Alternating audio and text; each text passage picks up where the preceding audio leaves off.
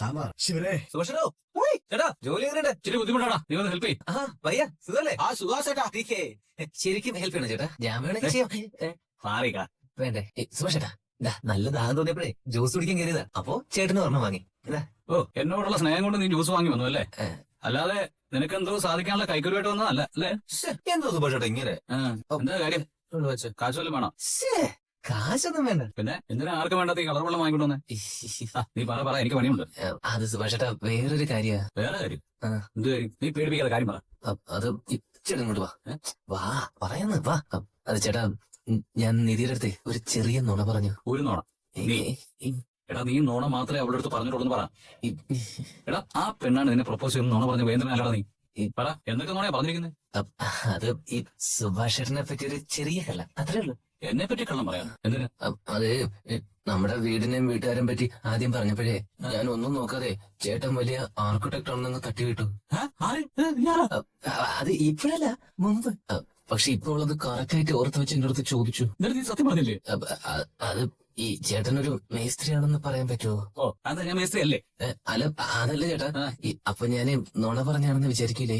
അതുകൊണ്ട് നീ കള്ളം പറഞ്ഞാൽ ഞാൻ ജോലി ഉപേക്ഷിക്കണം?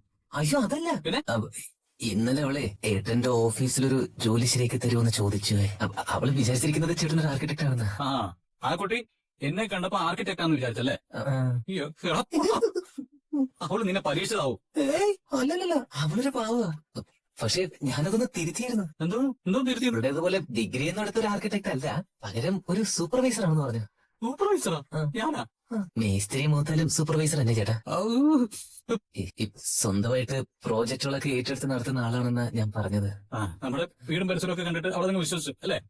അതൊക്കെ ഞാൻ പറഞ്ഞ് ശരിയാക്കിയിട്ടുണ്ട്. എന്ത്? അത് ആ വീടിന്മേൽ ഒരു കേസുള്ളതുകൊണ്ടാ ഒന്നും ചെയ്യാതെ കിടക്കുന്നതെന്ന് പറഞ്ഞു. സത്യമല്ലേ? പിന്നെ അധികം വൈകാതെ നമ്മൾ വേറൊരു വീട് വെക്കണം പറഞ്ഞിട്ടുണ്ട്. സുധീഷ് അപകടമാ. എടാ ഇത് ഒരിക്കലും പൊളിയും. നീ ഈ നുണ കൊണ്ട് കെട്ടി പൊക്കി എത്ര നല്ല പണിയും. അയ്യോ സുഭാഷ് അതൊന്നും പേടിക്കണ്ട, അതൊക്കെ ഞാൻ മാനേജ് ചെയ്തോളാം. ചേട്ടനെ ഒരേ ഒരു ഉപകാരം മാത്രം എനിക്ക് വേണ്ടി ചെയ്താൽ മതി. ഓ ഇനി എന്താ? അവളെ എഞ്ചിനീയറിംഗ് കഴിഞ്ഞിരിക്കുന്ന കുട്ടിയാ. അപ്പൊ സുഭാഷ് ചേട്ടൻ അറിയാവുന്ന ഏതെങ്കിലും ആർക്കിടെക്ടിനോട് പറഞ്ഞിട്ട് അവക്കൊരു ജോലി വാങ്ങിക്കൊടുക്കാൻ പറ്റൂ. ചേട്ടനോട് പറഞ്ഞ് സംഘടിപ്പിച്ചു കൊടുക്കാന്നേ ഞാൻ വാക്ക് കൊടുത്തു. നന്നായി. എടാ ആർക്കിടെക്ടിന്റെ പണി ഞാൻ വാങ്ങിച്ചു കൊടുക്കാനോ? എടാ ഞാൻ വാങ്ങിച്ചു കൊടുക്കാനാ? ഒരു പ്രാവശ്യത്തേക്ക് ഇവിടെ വല്ല കല്ല് നോക്കാനോ സിമന്റ് കൂട്ടാനോ ടൈല് പണിക്കോ വല്ല ആണെങ്കിൽ ഞാൻ നോക്കാം. അയ്യോ അപ്പോഴേക്കും പറ്റില്ല എന്ന് പറയില്ല ചേട്ടാ, ഒന്ന് ആലോചിച്ച് നോക്ക്. നീ പോ നോക്ക്. നിന്റെ മാതിരി കള്ളത്തരത്തിന് കൂട്ടുന്നാലേ ഞാനിവിടെ മാറി പോകും. ചേട്ടാ നീ പ്ലീസ് ഞാൻ പറയുന്നേ. അല്ല നീ ചെന്ന് അടി വാങ്ങിക്കുവേ. ആദ്യം ചെന്ന് ആ കുട്ടിയോട് സത്യം എല്ലാം തുറന്നു പോകാം, അതാ നല്ലത്. ചേട്ടാ പ്ലീസ് ചേട്ടാ. അല്ല നിങ്ങളും കൺസ്ട്രക്ഷൻ ഫീൽഡിൽ തന്നെയല്ലേ വർക്ക് ചെയ്യുന്നത്? എത്ര എഞ്ചിനീയർമാരെ നിങ്ങൾ കാണാറുണ്ട്. ആരോടെങ്കിലും ഒരു വാക്ക് ചേട്ടൻ ചോദിച്ചാൽ മതി, ശരിയാവുന്നേ എനിക്ക് ഉറപ്പാ. എനിക്ക് അങ്ങനെ ചോദിക്കാൻ പറ്റില്ല. സുഭാഷ് ചേട്ടാ നിങ്ങളുടെ സ്വന്തം അനിയന്റെ ജീവിത പ്രശ്നമാ, കൈവിടരുത്. ഇങ്ങനെ കള്ളം പറഞ്ഞ് കെട്ടിപ്പോകുന്ന ജീവിതം കൊണ്ട് കാര്യമില്ല സുധീഷേ. നീ ആ കുട്ടി ഇങ്ങനെ ഓരോന്ന് പറഞ്ഞ് അവളെ പിടിച്ചു നിർത്തി സ്നേഹം പിടിച്ചു വാങ്ങാൻ നോക്കുന്നതിന് പകരം ഉണ്ടല്ലോ, ആദ്യം കുട്ടിയോട് സത്യം തുറന്നു പറ. ഞാൻ ആരാണ്, നീ ആരാണ്, നമ്മുടെ വീട് എന്താണ്, അങ്ങനെ എല്ലാം അങ്ങ് തുറന്നു പറ. ഇനി നിനക്ക് പറയാൻ പറ്റില്ലെങ്കിലേ ഞാൻ തന്നെ പറഞ്ഞു പറ. അയ്യോ വേണേ സുഭാഷ് ചേട്ടാ ഒന്നും പറയാൻ വേണ്ട, ചെയ്യാൻ വേണ്ട. ഇവിടെ വന്ന് ഇങ്ങനെ ഒരു സഹായം ചോദിച്ചാൽ എന്നെ പറഞ്ഞാൽ മതിയല്ലേ, ഞാൻ പോണം. പിന്നെ അന്നൊരു അവളുടെ അടുത്ത് പോയിട്ടുള്ള സത്യങ്ങളൊന്നും വിളിച്ചു പറയാൻ നിൽക്കരുത്. അതെങ്കിലും എനിക്ക് വേണ്ടി ഒന്ന് ചെയ്യും. എടുത്തോളൂ. ഒരു സഹായം ചെയ്യില്ല. ജ്യൂസ് നിങ്ങൾ കുടിച്ചോ. സുഷി ഞാൻ പറയുന്ന കേക്ക്. ഞാൻ ഒന്നും പറഞ്ഞിട്ടില്ല, നിങ്ങൾ ഒന്നും കേട്ടിട്ടില്ല. നീ പഠിച്ചോളൂ. നമ്മളില്ലേ എന്നും ഇത് തന്നെ എടുത്തി. സുഭാഷൻ എന്നും പറയുന്നതാ കഴിച്ച പാത്രം മൂടി വെക്കണം. ഒരു ദിവസം പോലും കെട്ടിട്ടില്ല. കഷ്ടം. എടുത്തി ഞാൻ കഴിക്കണം. രാവിലെ സുഭാഷയുടെ മുമ്പ് കഴുകി വെച്ചിട്ട് പോകുന്നതാ. അറ്റ്ലീസ്റ്റ് അങ്ങനെ കഴിച്ച പാത്രം കഴുകി വെച്ചൂടെ? സഹിക്കാൻ പറ്റാത്തതാ. എന്റെ അച്ഛൻ മാത്രം ഇങ്ങനെ ജനറ്റിക് എഞ്ചിനീയറിംഗ് പ്രോബ്ലം.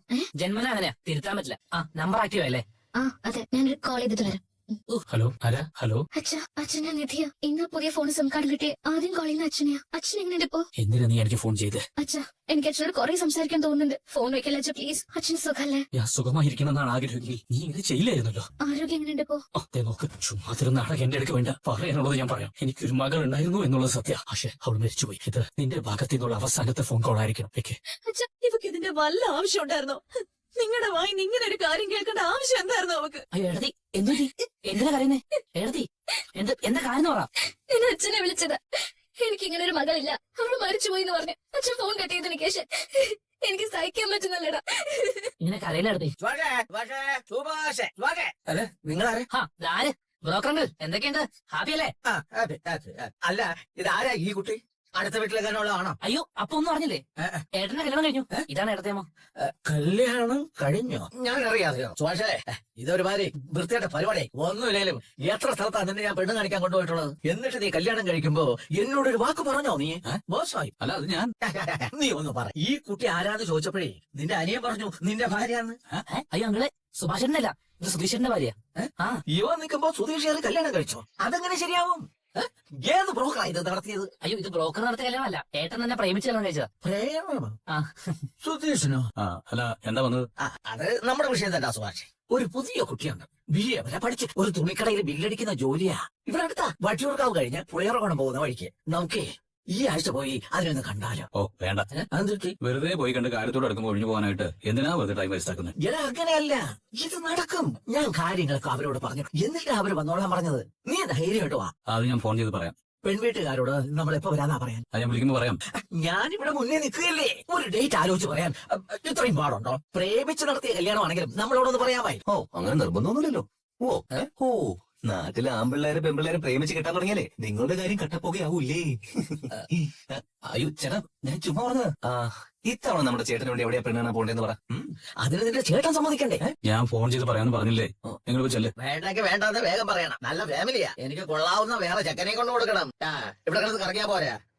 അയാൾ നല്ല കാര്യല്ലേ പറഞ്ഞത്, എന്തിനാ വെറുതെ പറഞ്ഞു വിട്ടത്? സുഭാഷേട്ടൻ ഇതുവരെ എത്ര പെണ്ണുണ്ടെന്ന വിചാരം? 13 പേരെ. എന്നിട്ട് ആരും ഇഷ്ടപ്പെട്ടില്ലേ? എല്ലാവരും സുഭാഷേട്ടനെ ഇഷ്ടപ്പെട്ടു. പക്ഷേ അവർക്ക് സുഭാഷേട്ടനെ ഇഷ്ടപ്പെട്ടില്ലേ? കാണാൻ മോശമല്ല, നല്ലൊരു ജോലിയുണ്ട്, സ്വന്തമായിട്ട് ഒരുപാട് പ്രോജക്ട്സ് ഏറ്റെടുത്ത് നടത്തുന്നു. പ്രോജക്ട്സ് അതെ അതെ അതെ. പക്ഷേ ഈ വീട്ടില് വേറെ പെണ്ണുങ്ങളില്ലാത്തോടെ പലർക്കും ചെറിയൊരു മടി, അത്രേ ഉള്ളൂ.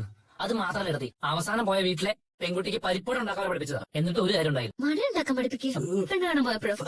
അതെ അതെ, അത് നീ അങ്ങ് പറ. ചിരിച്ചു മതി, പിന്നെ അത് മതി. അയ്യോ, മഴ ഉണ്ടാക്കാൻ പഠിപ്പിക്കുക പെണ്ണ് കാണാൻ പോയപ്പോഴോ? അതെ അതെ, അത് നീ അങ്ങ് പറ. ചിരിച്ചു മതി, പിന്നെ അത് മതി. അയ്യോ, സാധാരണ പെണ്ണ് കാണാൻ പോയാ ചായയും വടയും ബിസ്ക്കറ്റും കഴിച്ച് മണങ്ങാറല്ലേ പതിവ്. ആ ഇതങ്ങനെയല്ല.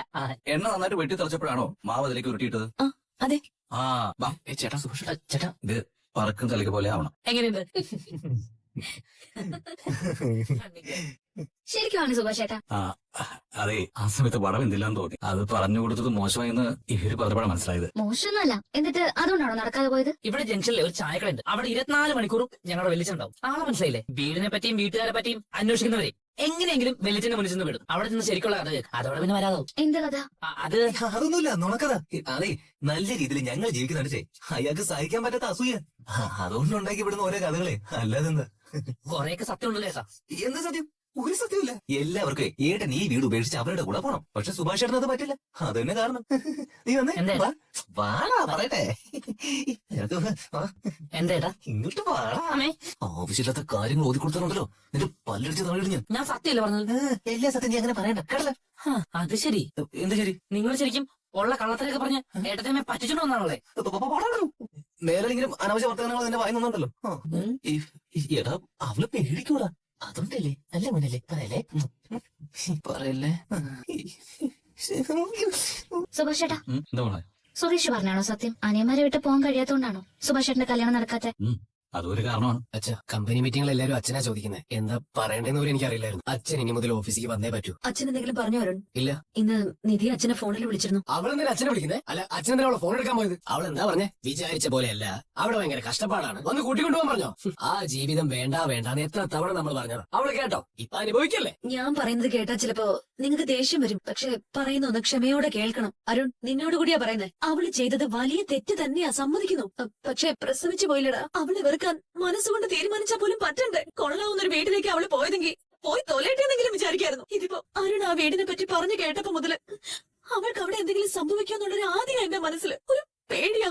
അതെ, പറഞ്ഞു മനസ്സിലാക്കി കൂട്ടിക്കൊണ്ട് വന്നാലോ എന്ന് എന്റെ മനസ്സ് പറയുന്നു. അവളെ കുറിച്ച് അന്വേഷിക്കാൻ പോയ സമയത്തെ നാട്ടുകാരൊക്കെ എന്നോട് പറഞ്ഞതാ. കേട്ടപ്പോ എനിക്ക് അവളുടെ അവസ്ഥയിൽ ആദ്യം ഒരു വിഷമൊക്കെ തോന്നി. പക്ഷെ ഇപ്പൊ അതൊന്നും ഇല്ലമ്മേ. അവളെ തിരിച്ചു വിളിച്ച അവള് നമ്മുടെ മുമ്പിൽ വെക്കാൻ പോകുന്ന ആദ്യത്തെ നിലപാടെന്താണെന്നറിയോ? കൂടെ അവനും വേണോ? അമ്മ എന്താ അവനെ വിളിച്ചാൽ കേട്ടോ? ഒന്നും മിണ്ടാതിരിക്കടാ. കണ്ണി കണ്ട തെണ്ടികളൊക്കെ ഞാൻ ഇതിനെ എന്റെ വീട്ടിൽ കയറ്റുന്നത്. അവൻ ഒരു തവണ വന്നപ്പോ തന്നെ ഇത്രയും ഭൂകമ്പം ഉണ്ടായി. ഇനി അവനെ ഞാൻ വിളിച്ച് വീടിനകത്ത് കയറ്റണം. എനിക്ക് അവളുടെ കാര്യമുള്ളൂ. അവളെ എങ്ങനെയെങ്കിലും തിരിച്ചു കൊണ്ടുവരണം.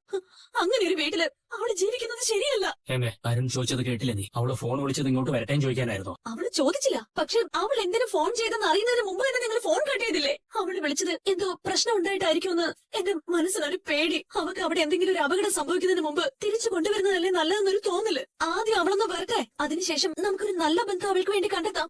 തെറ്റ് പറ്റിയെന്ന് കരുതി അങ്ങനെ തീർത്ത് നമുക്കൊന്ന് വിട്ടുകളയാൻ പറ്റുമോ? നമ്മുടെ മോളല്ലേ. അവള് കുറച്ചുകാലം അവിടെ നിന്ന് ഒരു കുഞ്ഞൊക്കെ ആയിക്കഴിഞ്ഞാ പിന്നെ നമുക്കൊന്നും ചെയ്യാൻ പറ്റാതെയാവും.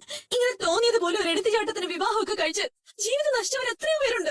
നമ്മുടെ മോളും കൂടി ആ കൂട്ടത്തിൽ പെടണോ? എങ്ങനെയെങ്കിലും അവളെ പറഞ്ഞു മനസ്സിലാക്കി തിരിച്ചു കൊണ്ടുവരുന്നതല്ലേ നല്ലത്. അതൊക്കെ നടക്കും നമുക്ക് തോന്നുന്നു. എന്റെ മനസ്സ് അങ്ങനെ ചെയ്യാൻ പറയുന്നുണ്ട് മോനെ. നമുക്ക് അങ്ങനെ ഒന്ന് ശ്രമിക്കുന്നതിൽ എന്താണ് തെറ്റ്? അമ്മേ, ഞാനിന്ന് സൂര്യ കണ്ടില്ല. കുറെ സംസാരിക്കും ചെയ്തു. നിധി ഇപ്പം മടങ്ങി വന്നാലും അവൻ വിവാഹത്തിന് തയ്യാറാ. ഇത്രയും നല്ല മനസ്സ് ആർക്കുണ്ടാവും? അത് തിരിച്ചറിയാൻ അവർക്ക് മാത്രം പറ്റില്ലെന്ന് വെച്ചാ. അവളെ ആർക്ക് കെട്ടിച്ചു വിടണമെന്നുള്ളതൊക്കെ നമുക്ക് പിന്നീട് തീരുമാനിക്കാം. ആദ്യം വേണ്ടത് അവളെ എങ്ങനെ ഇങ്ങോട്ട് തിരിച്ചെത്തിക്കാവുന്നുള്ളതാ. അതിനുള്ള വഴിയൊന്ന് ആദ്യം നോക്ക്. ഞാൻ രാജുവിട്ടാ, അരുണെ നീ അച്ഛനോട് പോയെന്ന് സംസാരിക്കും. ഒന്ന് പറഞ്ഞ് മനസ്സിലാക്കടാ. അമ്മേ, അവള് വരാൻ പോകുന്നില്ല. വെറുതെ അച്ഛനെ ദേഷ്യം പിടിപ്പിക്കാൻ നിൽക്കണ്ട. ഈ സംസാരം ഇവിടെ വെച്ച് നിർത്തുന്നത് നല്ലത്. അരുണെ, ഹലോ ഏട്ടത്തെ, ഞാൻ നിധിയ. ഇതാരുടെ നമ്പർ എന്റെ തന്നെയാ. പുതിയ ഫോണും എടുത്തു. ഏട്ടത്തേക്ക് സുഖല്ലേ? അതെ. നിനക്കെങ്ങനെയുണ്ട്? ഇതുകൊണ്ടുപോയി ഈ മുറ്റൊക്കെ അടിച്ചു വൃത്തിയാക്കി ഇടുന്നു. ആ സമയം കൊണ്ട് നീയും ഹരീഷും കൂടി അതോ ഉമറോ എല്ലാം അടിച്ചു തുടച്ച് വൃത്തിയാക്കി വെക്കണം. എല്ലാരും വിട്ടെറിഞ്ഞ് ഓടിപ്പോയതല്ലേ നീ? പിന്നെ എന്താ നിനക്ക് വിളിക്കാൻ തോന്നല്? ഞങ്ങളുടെ നാണം കെടുത്താനുള്ള അടുത്ത വഴിയാലോചിക്കായിരിക്കും അല്ലേ? അങ്ങനൊന്നും പറയില്ല ഏട്ടാ. ആ നാമൂടി നീ എന്നെ ഏട്ടാന്ന് വിളിച്ചു പോയത്.